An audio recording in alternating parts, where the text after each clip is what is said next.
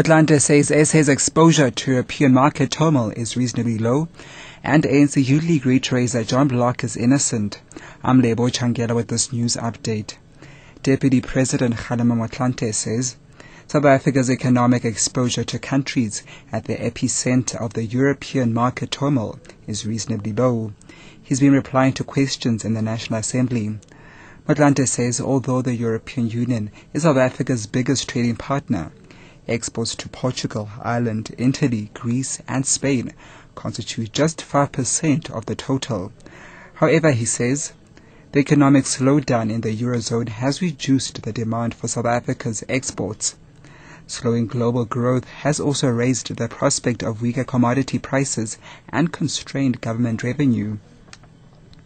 The ANC Youth League in the Northern Cape has reiterated its stance that the party's provincial chairperson John Block is innocent.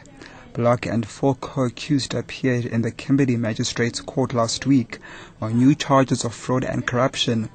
The League's provincial chairperson Shadrack Kaule says the Special Provincial Executive Committee that met earlier today has resolved to support Block because it believes that the charges against Block are politically motivated and aimed at destabilizing the ANC in the Northern Cape. It does not matter how many charges you add to a person, because of if you don't have evidence, you don't have evidence. We believe in the innocence of Comrade John Block. This once again proves to those who care to observe and know that dirty politics are at play. We stand by Comrade John Block today and into the future. As for the opposition parties calling for the sacking of Comrade John Block, we say dream on.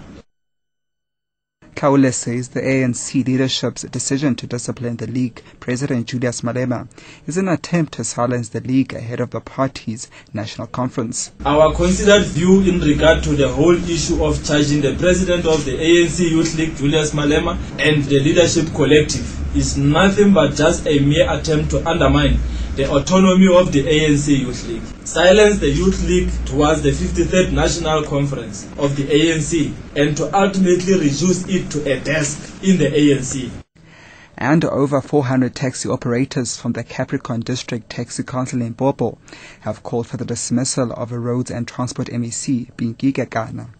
They accuse her department of failing to issue and renew the operating permits. The taxi operators have handed over a memorandum of grievances to the Limpopo Premier's office in Polokwane. The council's deputy chairperson, Solila Dwaba. Taxi capitalization, as rolled out in its current form, is not working for the taxi industry, particularly so that the Limpopo as a province is largely rural and the most impoverished province in South Africa. Operating licenses or permissions, which are part of the requirement of a person to become an operator. All regulatory prescripts that are related to permissions. We are also calling for the MEC of Roads and Transport, Binkiga Kana, to be removed.